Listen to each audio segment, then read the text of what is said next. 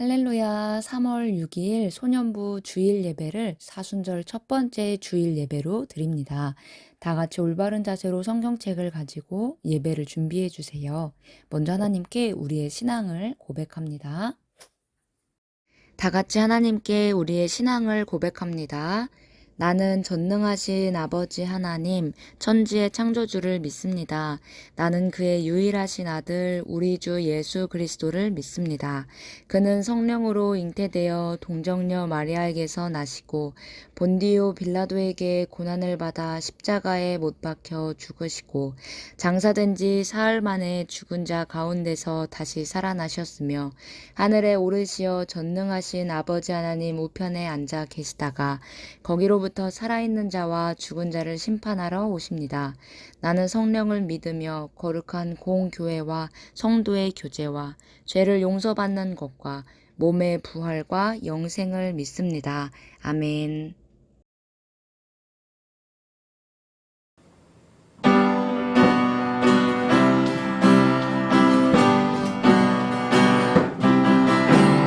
양팔을 아래로 쭉 뻗어 십자가의 세로를 그리죠. 하나님과 나 사이의 사랑을 생각하게 되어요. 다시 한번 양팔을 위아래로 쭉 뻗어 십자가의 세로를 그리죠. 하나님과 나 사이의 사랑을 생각하게 되어요.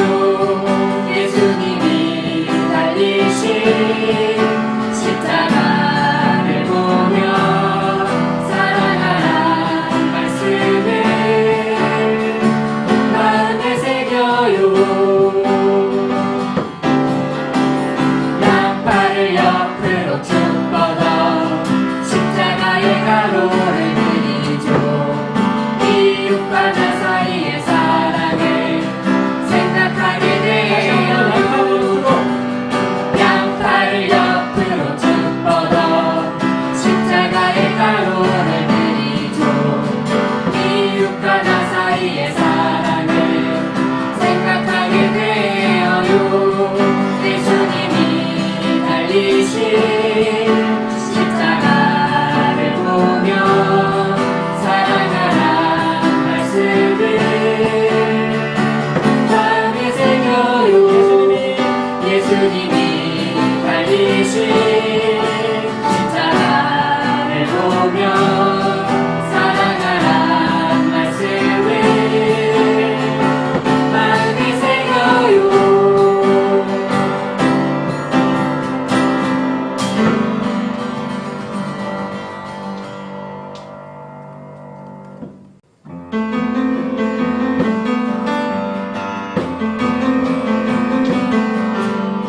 우리는 세상의 빛, 세상을 환하게.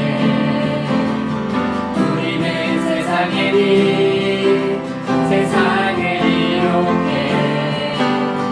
이 세상의 빛, 숨기지 못하리. 모든 사람에게 비추리. 착한 행실로 주님께 영광을. 착한 행실로 세상의 기쁨을. 이 세상의 빛 숨기지 못하리. 모든 사람에게 비추리. 다시 한번 시작하겠습니다. 우리는 세상의 빛,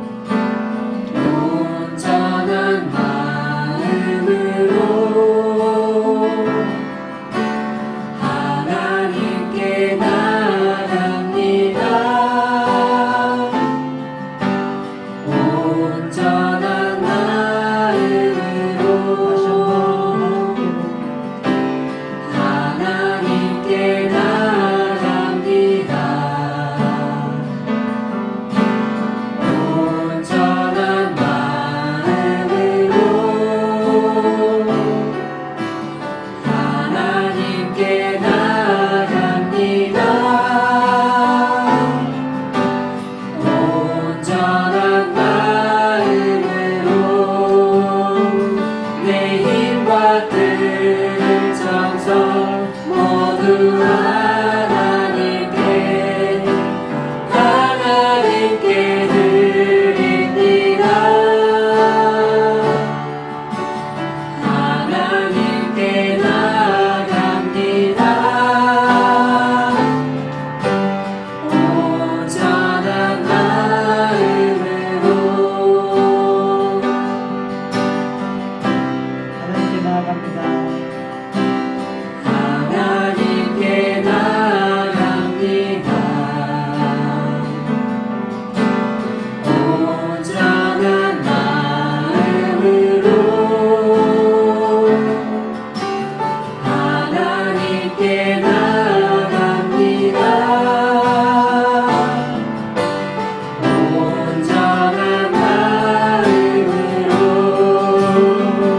내 힘과 뜻 정성 모두 하나님께 드립니다.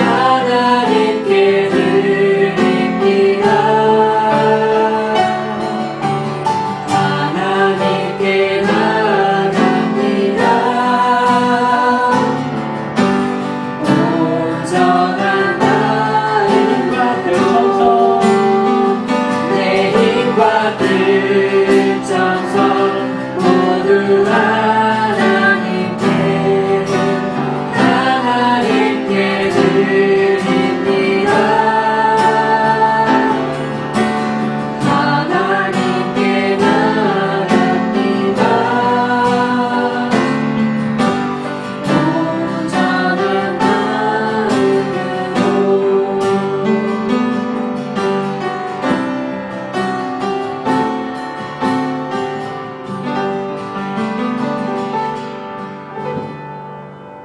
오늘 하나님께서 우리에게 주신 말씀은 누가복음 4장 16절에서 21절 말씀입니다. 다 같이 한 목소리로 읽습니다. 예수께서 그 자라나신 곳 나사렛에 이르사 안식일에 늘 하시던 대로 회당에 들어가사 성경을 읽으려고 서심해 선지자 이사야의 글을 들이거늘 책을 펴서 이렇게 기록된 데를 찾으시니 곧 주의 성령이 내게 임하셨으니 이는 가난한 자에게 복음을 전하게 하시려고 내게 기름을 부으시고 나를 보내사 포로된 자에게 자유를 눈먼 자에게 다시 보게 함을 전파하며 눌린 자를 자유롭게 하고 주의 은혜의 해를 전파하게 하려 하심이라 하였더라. 책을 덮어 그 맡은 자에게 주시고 앉으시니 회당에 있는 자들이 다 주목하여 보더라. 이에 예수께서 그들에게 말씀하시되 이 글이 오늘 너희 귀에 응하였느니라 하시니 아멘.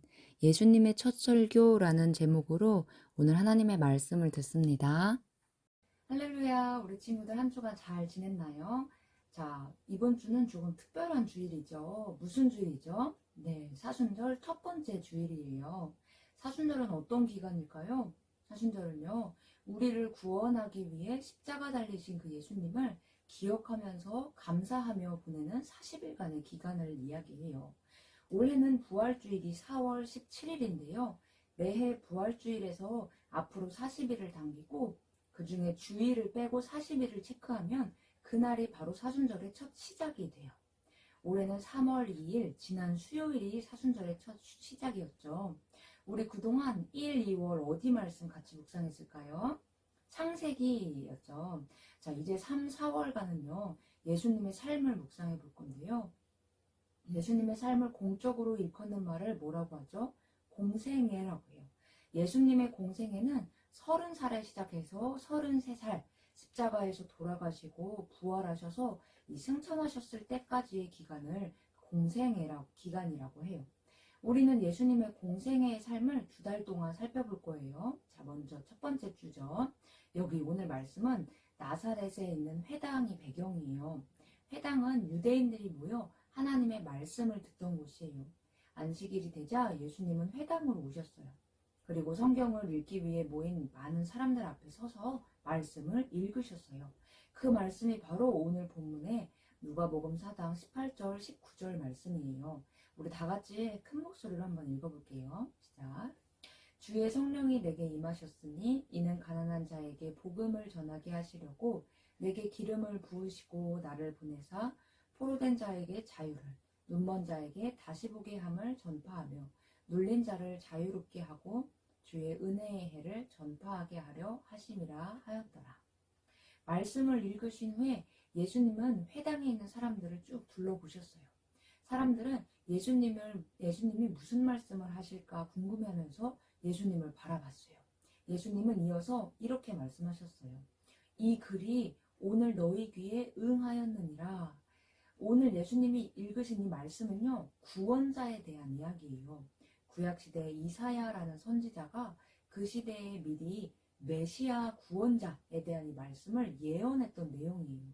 그 구절을 예수님께서 많은 사람들 앞에서 읽으신 거죠. 하나님께서 이스라엘을 구원할 분을 보내주실 거고 그분이 오시면 이런 일을 할 거다라는 약속의 말씀이었어요. 이스라엘 사람들은 이사야 말씀을 기억하면서 그때가 언제일지 기다리고 있었거든요. 그런데 오늘 예수님이 이 말씀을 읽으시고 너희들의 이 말씀, 너희들이 기다리던 이 말씀이 너희 귀에 응하였다, 이루어졌다라고 말씀하신 거예요. 이 말은 이스라엘 사람들이 오랫동안 기다린 구원자가 바로 예수님이다라고 선언하신 거죠. 물론 이 말을 듣고 믿은 자도 있고 믿지 않은 자도 있었죠. 자, 그럼 예수님은 이 약속의 말씀을 어떻게 이루어 가셨는지 우리 말씀 한 구절 한 구절 자세히 같이 보면서 묵상해 볼게요. 첫 번째, 주의 성령이 내게 임하셨으니 어떤 자들에게 복음을? 가난한 자들에게. 근데 이들아 참 이상해요. 가난한 사람들에게 필요한 건 뭐죠? 그 당시 주식으로 먹던 빵이나 물고기 이런 음식 아니면 돈일 거예요. 그런데 왜 예수님은 빵이나 돈이 아닌 복음을 복음을 전한다라고 하셨을까요? 오늘 말씀에서 이 가난은요, 가진 것이 없어서 겪는 그 가난뿐만 아니라 마음이 가난한 것도 포함이 되거든요. 자, 마음이 가난한 사람은 복음을 듣지 못해서 마음이 텅 비어 있었어요. 이 텅 빈 듯한 마음은 밥이나 음식이나 어떤 물건이나 돈으로는 결코 채울 수가 없어요. 예수님의 말씀으로만 채울 수 있죠. 그래서 예수님은 그들에게 찾아가 하나님의 풍성한 사랑을 전하는 역할을 하신 거예요. 자, 또 두 번째, 포로된 자에게 무엇을 준다고 하죠? 자유를. 자, 그 당시 이스라엘 사람들은요, 포로된 마음이었어요. 아, 우리나라는 언제까지 다른 나라의 지배를 받아야 하는 거지? 이 조상들이 바벨론, 또 지금의 페르시아인 바사, 이런 나라의 지배를 받은 것도 모자라 우리 로마의 지배도 받고 있잖아. 도대체 언제쯤 자유로워질 수 있을까? 이런 고민을 많이 하던 때였어요. 이스라엘 백성들은요, 오랫동안 다른 나라들의 지배를 받아왔거든요. 그래서 하나님께서 약속하셨던 그 구원자를 늘 기다려왔어요. 어떤 사람들은 예수님이 등장했을 때 자기들을 이 로마라는 강대국으로부터 구원해 주실 거라고 생각했어요. 하지만 예수님의 생각은 달랐어요.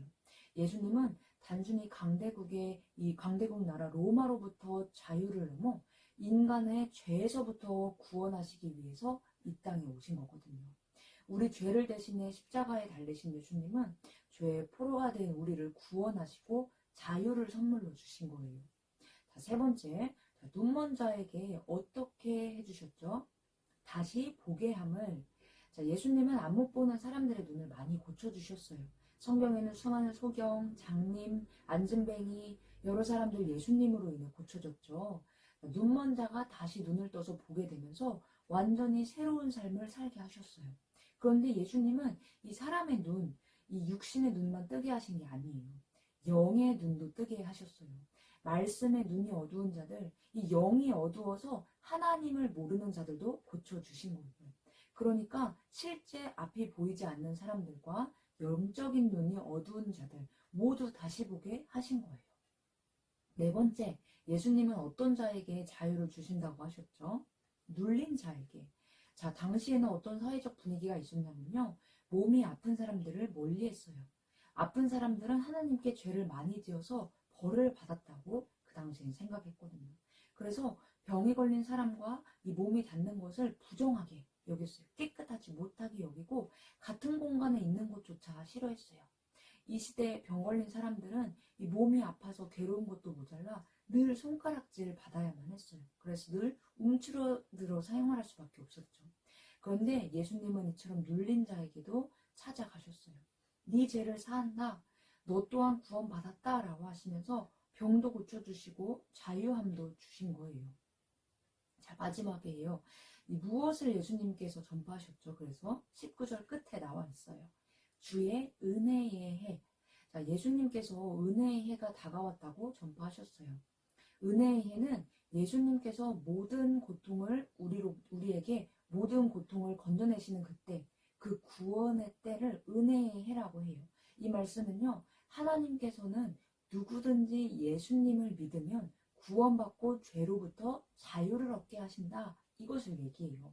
이 기쁜 소식이 예수님이 구원자로 이 땅에 오신 때부터 시작해서 지금 오늘에까지 계속해서 이 복음으로서 살아 역사하고 계세요. 자, 우리 친구들 이제 말씀을 마무리합니다. 예수님의 약속의 말씀대로 예수님은 복음을 선포하셨어요. 예수님의 오늘 이 본문 말씀이 예수님의 공생의 시작의 첫 시작이자 바로 첫 설교 장면이에요. 처음 시작하는 이 현장에서 내가 바로 그 사람입니다. 하나님의 아들입니다. 하나님께서 보내신 메시아요 그리스도입니다. 라고 말씀하고 계시는 거예요. 사랑하는 우리 소년부 친구들, 이를 믿는 모든 사람은 구원을 얻고 참 자유와 기쁨을 얻을 수 있답니다. 우리 사순절을 시작하면서 우리의 죄와 고통과 아픔으로부터 참으로 구원하실 분은 오직 예수 그리스도 한 분뿐임을 꼭 기억했으면 좋겠어요. 함께 기도하고 말씀을 마칩니다. 하나님 아버지 감사합니다. 예수 그리스도를 이 땅에 보내주셔서 감사합니다. 예수님께서 공생애를 처음 시작하실 때 이 땅에 메시아로 구원자로 보내심을 선포하셨듯이 저희가 그 약속 굳건히 붙잡고 예수님만이 저희의 구원자 되심을 믿고 또 전할 수 있도록 도와주세요. 이제 6주간 사순절이 지속됩니다. 저희가 예수님을 깊이 있게 묵상하는 기간이 되도록 인도해 주세요. 감사합니다. 예수님 이름으로 기도합니다. 아멘. 주님 가르쳐 주신 기도로 예배를 모두 마칩니다. 하늘에 계신 우리 아버지, 아버지의 이름을 거룩하게 하시며 아버지의 나라가 오게 하시며 아버지의 뜻이 하늘에서와 같이 땅에서도 이루어지게 하소서. 오늘 우리에게 일용할 양식을 주시고 우리가 우리에게 잘못한 사람을 용서하여 준 것 같이 우리 죄를 용서하여 주시고 우리를 시험에 빠지지 않게 하시고 악에서 구하소서. 나라와 권능과 영광이 영원히 아버지의 것입니다. 아멘. 대전제일교회 소년부 온라인 예배에 나온 우리 친구들 사랑하고 축복합니다. 소년부 예배는 현장 예배와 온라인 예배가 모두 드려집니다. 다음 주부터는 온라인 예배를 영상 예배로 드리지 않고 실시간 줌으로 연결하여 드립니다. 화면을 켜고 함께 예배를 드리면 출석이 인정됩니다. 오늘까지 퀴즈 3개의 답변을 소년 1부는 담임선생님께, 소년 2부는 전도사님께 문자나 카톡으로 보내주시면 출석이 인정됩니다. 다시 한번 말씀드립니다. 다음 주부터는 실시간 줌 예배로 우리 온라인 예배 드리는 친구들도 함께 실시간으로 예배를 드립니다. 사순절 미션이 있습니다. 사순절 기간 매일 필사를 진행하는데요. 말씀표를 보고 말씀을 매일 필사해 주시고요. 매주 월요일 6번 동안은 저녁 8시에 전도사님과 줌으로 성경 통독과 기도 모임을 합니다. 하고 싶은 친구들은 전도사님에게 카톡으로 신청해 주세요. 자, 오늘 출석 미션 퀴즈 3가지 나갑니다. 보시고 전도사님에게, 선생님에게 송부해 주세요. 우리 친구들 그러면 한 주간 주 안에서 강건하고 기쁨이 넘치는 한 주 보내기를 원합니다. 안녕.